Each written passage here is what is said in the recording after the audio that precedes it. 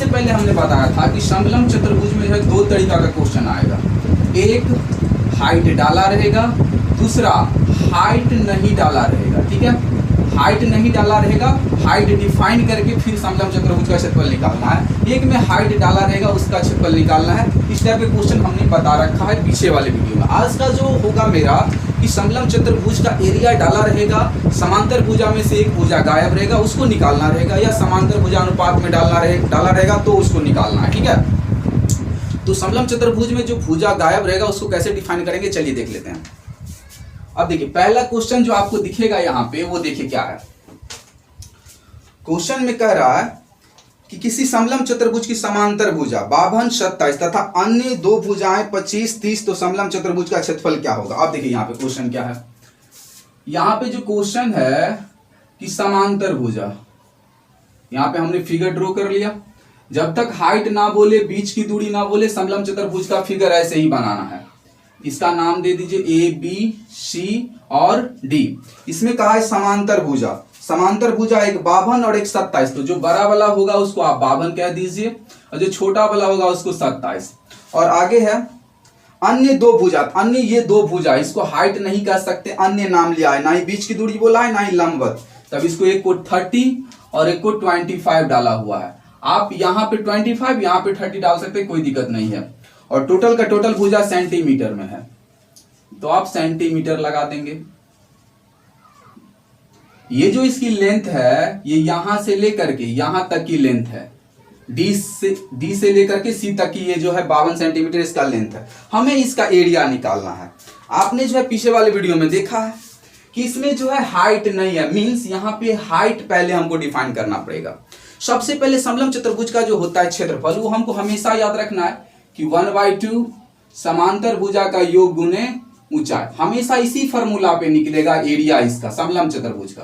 तो भाई जब इसी फॉर्मूला पे निकलेगा तो हमें हाइट तो चाहिए ही चाहिए, तो बिना हाइट का इसका हम निकाल नहीं सकते हैं, तो हमें पहले हाइट डिफाइन करना पड़ेगा। हाइट कैसे ड्रॉ होता है, बहुत ही सिंपल है। इस शीर्ष से इस भुजा के समांतर यहाँ पे एक रेखा ड्रॉ कर लेना है, या नहीं तो इसी शीर्ष से इस भुजा के समांतर यहाँ पे एक रेखा ड्रॉ कर लेना है। ठीक है, हमेशा यही काम करना है। तो हम यहां पे कर लेते हैं, इस भुजा के समांतर हमने ये भुजा ड्रॉ कर लिया। अब देखिए यहां पे इसका नाम दे देते हैं, मान के चलिए एम। अब क्या होगा, जब इस भुजा के समांतर हमने इसको खींचा है तो ये 25, तो ये भी हो जाएगा 25, होगा कि नहीं। अब देखिए हम अब क्या करते हैं, यहां पे गौर कीजिएगा कि डी से लेकर के सी तक की दूरी कितना है, 52। तो ये वाला डंडा जो है कितना लंबा होगा, जरा गौर कीजिए। ए से लेकर बी तक की जितनी दूरी होगी उतना ही दूरी जो है डी से लेकर एम तक की होगी, क्योंकि इसको रेखा की लंबाई आप गौर से देखिएगा तो इसके इक्वल लग रहा है, इसके इक्वल लग रहा है। तो यहाँ पे ये हो जाएगा 27। तो ये कितना होगा, एमसी। एमसी निकालना बहुत जरूरी है। एमसी कितना होगा, तो यहां से लेकर के यहां तक है 52 और इतना जगह में जो है इसका लंबाई हो गया 27। तो ये कितना बचेगा, तो 52 में से 27 जब घटा दीजिएगा तो यहां का लंबाई आ जाएगा, कितना हो जाएगा, 12 में से 7 जाएगा तो 5, ये बचा 4 में से 2 गया तो 2। ये जो है 25 सेंटीमीटर जो है इसका लंबाई हुआ एमसी का। अब इस फिगर को गौर से देखिए, तो ये फिगर जो है समद्विबाहु, आप कह सकते हैं कि एक समद्विबाहु त्रिभुज है कि नहीं, समद्विबाहु त्रिभुज। तो आप इसे समद्विबाहु भी कह सकते हैं, लेकिन हमें जो है इसमें हाइट यहां पे ड्रॉ करना है। ये रहा हाइट, क्योंकि एरिया निकालने में हमें हाइट चाहिए। तो यहां पे जो हमने हाइट ड्रॉ कर लिया, इसको एच कह देते हैं, यही हमें चाहिए। तो सबसे पहले करना क्या है, आपको ये ट्राइंगल जो बना है बीएमसी, इसको लिख लेना है त्रिभुज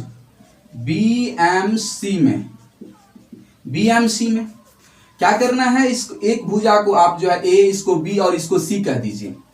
इसको ए, इसको बी, इसको सी कह दीजिए। या तो आप विषमबाहु त्रिभुज पर बना लीजिए, नहीं तो इसमें दो भुजा इक्वल आ गया है, इसीलिए आप इसे समद्विबाहु त्रिभुज पर भी बना सकते हैं। तो हम समद्विबाहु त्रिभुज पर ही बना लेते। इसमें समान भुजा कितना है, समान भुजा मतलब ए, जो इक्वल है उसे हम कहते हैं समान भुजा 25 सेंटीमीटर। दूसरा असमान भुजा, असमान भुजा को बी से इंडिकेट करते हैं हम। पहली बार है इसीलिए हम लिख रहे हैं, तो डायरेक्ट लिख सकते हो ए बराबर बी, ए बराबर 25 और बी बराबर जो आप लिख सकते हो असमान भुजा कितना है 30 सेंटीमीटर। और समद्विबाहु त्रिभुज का क्षेत्रफल क्या होता है, चूंकि ये समद्विबाहु है तो इसका क्षेत्रफल क्या होगा, फॉर्मूला पता होना चाहिए। समद्विबाहु त्रिभुज का क्षेत्रफल होता है √4a² माइनस b² का √4a² minus b², 4a² minus b², लेकिन असमान भुजा का आधा 1 b/4 √4a² माइनस b² जो होता है इसका एरिया का फॉर्मूला होता है समद्विबाहु त्रिभुज का, b/4 √4a² माइनस b²। और वैल्यू पुट कीजिए। अब जो है b का मान कितना है, b मतलब असमान भुजा 30 इंटू का 4 बटे का 4 a का वैल्यू कितना है, a का वैल्यू है 25, तो यहाँ पे 25 इसका स्क्वायर कर दीजिए, माइनस b का वैल्यू कितना है 30, तो 30 का स्क्वायर कर दीजिए। ठीक, अब देखिए यहाँ पे 30 को जब काटिएगा तो ये हो जाएगा, इस दोनों से जब काटिएगा तो हो जाएगा 15/2। आगे देखिए रूट के अंदर में क्या होगा, 25 का स्क्वायर कितना होता है 625, 25 का स्क्वायर कितना होता है 625, तो यहाँ पे रहने देते 4 को, इंटू 25 का स्क्वायर हो जाएगा 625, ठीक, माइनस 30 का स्क्वायर कितना हो जाएगा 900 होगा। अब जरा गौर कीजिए, अब देखिए यहाँ पे 15/2 बटे का 2, 15/2। अब जब इसको इंटू कीजिएगा तो हो जाएगा कितना, 4 को 5 से तो 20, 4 2 जा 8, 5 का 20, कैरी का 2, 4 दूनी 8 है 2 10, 6 चौक 24 और ये कितना हो जाएगा 25। फिर से कर लीजिए, 5 का 20, 4 दूनी 8 2 10, 6 दूनी 12, 6 चौक 24 और एक 25 माइनस का 900। इतना तक क्लियर है। आगे चलिए आगे करते हैं। आगे यहाँ पे 15/2 है √100, जब इसको आप घटाइएगा तो कितना आएगा, 2500 में से 900 जाएगा, तो 2500 में से 900 जाएगा तो कितना हो जाएगा, 00 में से गया 00 तो 00, 15 में से 9 गया तो 6 और ये बचा 1, तो यहाँ पे 1600 आ गया है। अब आपको पता है कि 15/2 और रूट के अंदर में 16 को हम लिख सकते हैं 14 इंटू 14, क्योंकि 14 को 14 से इंटू कीजिएगा तो 1600 बनेगा, और जब 2 नंबर का जोड़ा लग जाता है तो एक बाहर हो जाता है, रूट गायब हो जाता है। नहीं समझ में आया, चलिए हम करते हैं आपको। यहाँ पे लिख सकते हैं 1600 को 14 का स्क्वायर, क्योंकि ये 14 का स्क्वायर है, स्क्वायर से रूट कैंसिल हो जाता है। अब क्या बचा 15/2 इंटू का 40, अब इससे इसको काट दीजिए तो हो जाएगा 20 से इसको इंटू कीजिएगा तो हो जाएगा 300 सेंटीमीटर स्क्वायर। अब जरा गौर कीजिए, ये जो 300 सेंटीमीटर स्क्वायर आया है इस एरिया का आया है, इस एरिया का यहां से लेकर के यहां तक का जो है ये जगह है, इस बीच वाला का एरिया आया है। अब हमें पूरा का चाहिए, या तो इतना निकल गया है, अब इस चतुर्भुज का निकाल लीजिए ABMD का, या नहीं तो एक स्टेप और इसे आगे बढ़ा करके इसका निकाल लेंगे। समांतर चतुर्भुज है, निकल ही जाएगा, क्यों, समांतर चतुर्भुज का क्षेत्रफल क्या होता है, आधार गुने ऊंचाई, आधार पता ही है 27, ऊंचाई अभी निकल के आएगा, ऊंचाई अभी नहीं निकला है तो ऊंचाई तो निकालना पड़ेगा अगर ये चतुर्भुज का निकालिएगा। तो इससे अच्छा है कि आगे वाला स्टेप देखिए क्या करना है। ये जो है इस त्रिभुज का क्षेत्रफल है, या आप लिख सकते हो कि किसी भी त्रिभुज का क्षेत्रफल क्या होता है, लिखेंगे यहाँ पे, चूंकि क्षेत्रफल बराबर आया है 300, और किसी भी त्रिभुज का क्षेत्रफल होता है ½ हाफ आधार गुने ऊंचाई बराबर 300, इतना आया है। आगे देखिए, अब यहाँ पे 1/2 रहेगा ही। आधार, इस त्रिभुज में आधार कौन है 25, इसी को आधार क्यों कहा गया, क्योंकि लंब जिस भुजा पे खड़ी रहती है उसी को आधार कहते हैं। यहाँ पे 25, ऊंचाई निकालना है, बराबर के क्या होगा 300। अब देखिए 25 से जब इसको काटिएगा तो 25 से कम 25 और 25 दूनी के 50, तो यहाँ पे हाइट जो हो जाएगा 2 से इंटू होके हो जाएगा 24। अब हाइट निकल गया है, अब जब हाइट निकल गया है तो समलंब चतुर्भुज का फॉर्मूला निकाल सकते हैं, इसी फॉर्मूला पे बैठा कर वैल्यू आ जाएगा। ये तरीका है आगे का कि समलंब चतुर्भुज का क्षेत्रफल अब निकल जाएगा, क्योंकि हाइट हमें पता है। दूसरा तरीका यह है कि आप समांतर चतुर्भुज का निकाल लीजिए, क्योंकि एक समांतर चतुर्भुज है, और फिर इस क्षेत्रफल में जोड़ दीजिए तो भी समलंब चतुर्भुज का हो जाएगा। लेकिन हम इतना नहीं करेंगे, हम वही स्टेप निकालेंगे अब अकॉर्डिंग टू द क्वेश्चन। समलंब चतुर्भुज का क्षेत्रफल बराबर क्या होता है, फॉर्मूला 1/2 समांतर भुजा का योग गुने ऊंचाई। अब देखिए 1/2 इंटू का समांतर भुजा क्या है यहाँ पे 27 और 52 को बोला जाता है समांतर, तो यहाँ पे 27 प्लस के 52 अब बराबर के हाइट आया है 24, इससे इसको काट दीजिए तो बचेगा 12। अब इस दोनों को जोड़िएगा तो हो जाएगा 9 5 2 7 इंटू के 12, ठीक है 2 और 7 9 5 और 2 7 इंटू के 12। अब इसको गुना कीजिए 12 नमक 108 हो जाएगा, 12 नमक 108 हासिल के 10, 12 सत्ते 84 और 10 हो जाएगा 94। इतना सेंटीमीटर स्क्वायर जो होगा, फिर से गुना कर लीजिए 12 नमक 108 कैरी का 10, 12 सत्ते 84 या 10 94 हो जाएगा आंसर। ये समलम चतुर्भुज का एरिया है। जब भी आपको ऊंचाई गायब रहेगा, ये है बिना ऊंचाई वाला, तो इतना प्रोसेस आपको करना ही पड़ेगा, हड़बड़ाना नहीं है। इस त्रिभुज एक त्रिभुज बनाना है यहाँ पे, अगर तीनों भुजा इक्वल नहीं आया, अगर दो भुजा इक्वल आ गया तो समद्विबाहु त्रिभुज पर निकाल लेंगे, अगर एक भी भुजा इक्वल नहीं तो विषमबाहु त्रिभुज पर निकाल लेंगे उसका क्षेत्रफल, उस क्षेत्रफल को 1/2 आधार गुने ऊंचाई के बराबर रखेंगे तो हाइट आएगा।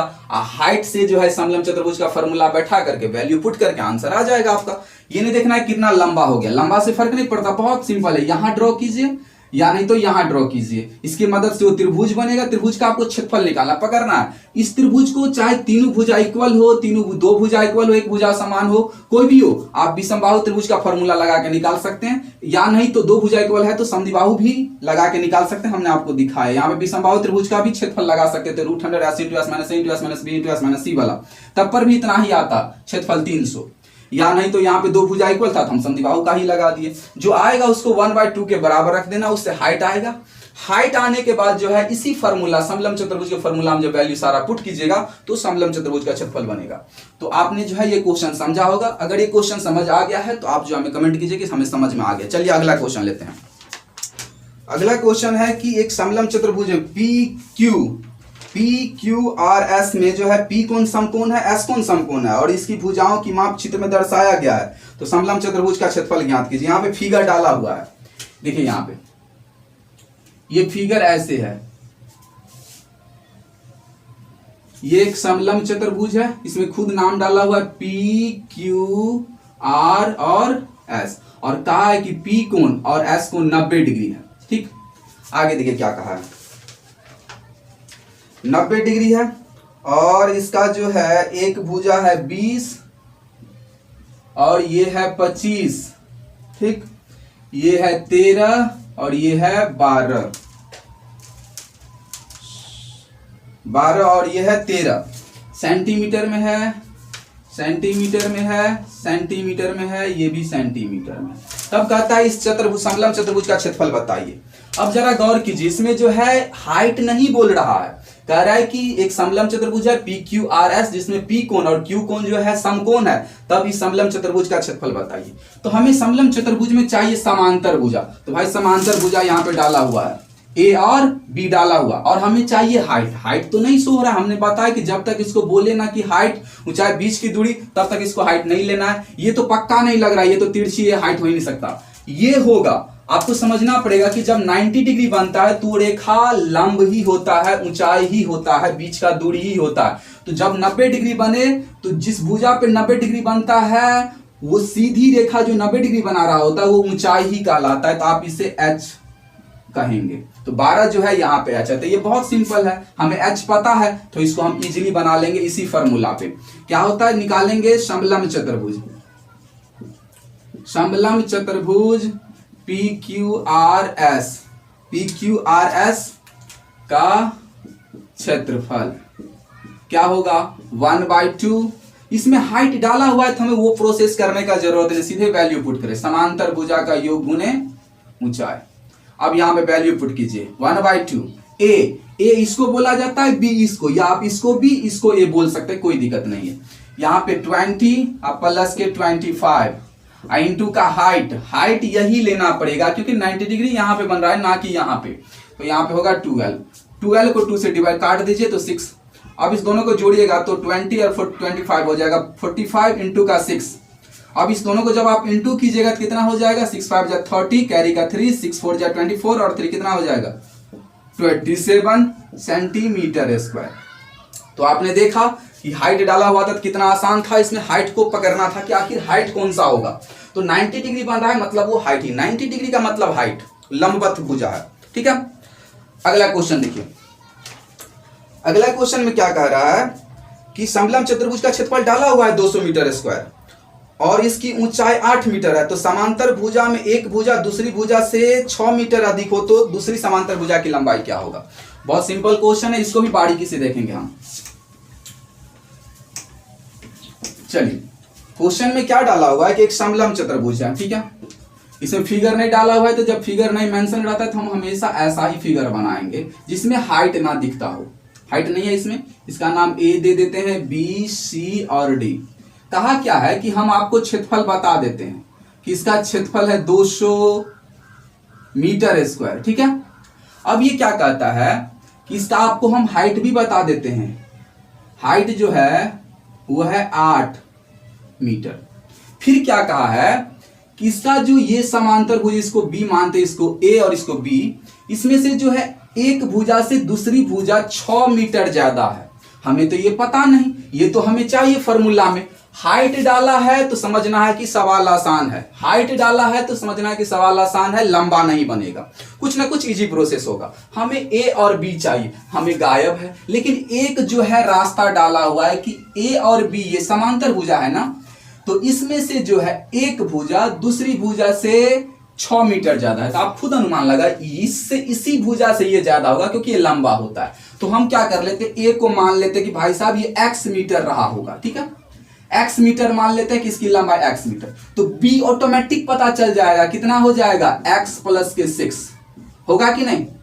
क्यों, मान के चलिए कि ए नाम का एक लड़का जिसका एज जो है बी नाम का लड़का है यहाँ पे, और एक ए नाम का लड़का है। बी नाम का लड़का का एज जो है ए से 10 साल बड़ा है। अगर इसका मान लीजिए कि 5 वर्ष है, तो इसका कितना होगा, ये 10 साल बड़ा है, मतलब 5 में 10 जोड़ दीजिए, कितना होगा, 15 साल।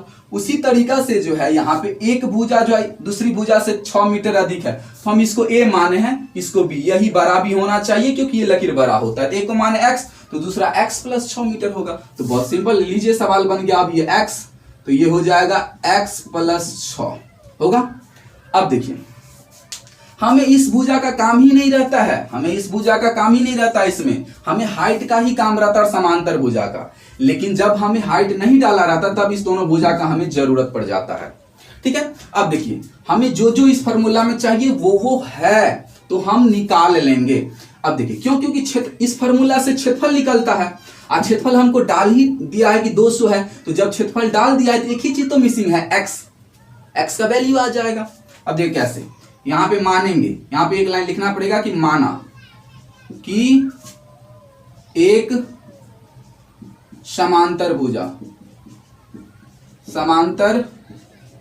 भुजा बराबर एक समांतर भुजा जिसे हम ए माने हैं वो x मीटर है। ठीक है, x मीटर, इसीलिए दूसरी मतलब दूसरा समांतर भुजा b क्या हो जाएगा, x प्लस 6 मीटर। ठीक है, अब निकालेंगे, अब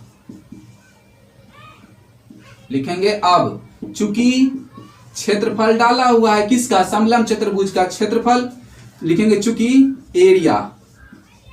area of quadrilateral A B C D बराबर कितना, 200 वर्ग मीटर, या इसका क्षेत्रफल क्या होता है, 1/2 समांतर भुजा का योग, गुने की ऊंचाई बराबर 200, ये लिख सकते हैं।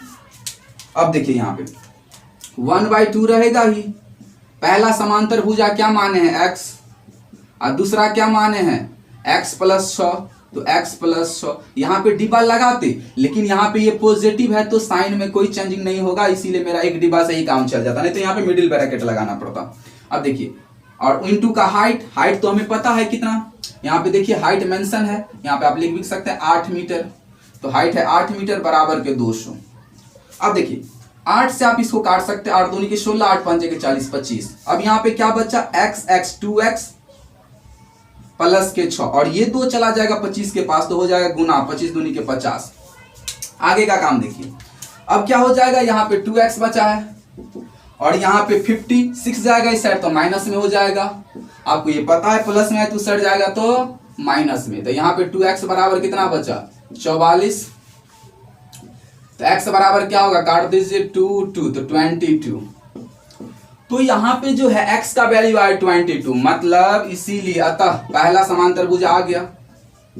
पहला 100 से समांतर समझिएगा a कितना आया 22 मीटर, मीटर में था, मीटर में इसी एवं दूसरा क्या होगा, दूसरा जिसे हम b कहे हैं वो हो जाएगा 22। इसमें 6 ज्यादा है तो 6 जोड़ दीजिए तो कितना हो जाएगा 28 मीटर। ठीक है, तो इस तरीका से जो है हमने इसका भुजा नहीं रहने पर ये प्रोसेस होता है। कुछ ऐसा ही सवाल जो है आपको थर्ड पार्ट में मिलेगा। अगर वीडियो आपको पसंद आया है, लगता है कि हाँ वीडियो मेरे लिए हेल्पफुल हुआ है, तो आपसे जो है छोटी सी विनती है कि चैनल को सब्सक्राइब करके जरूर जाइएगा। Thank you so much watching for video, all of you, good luck.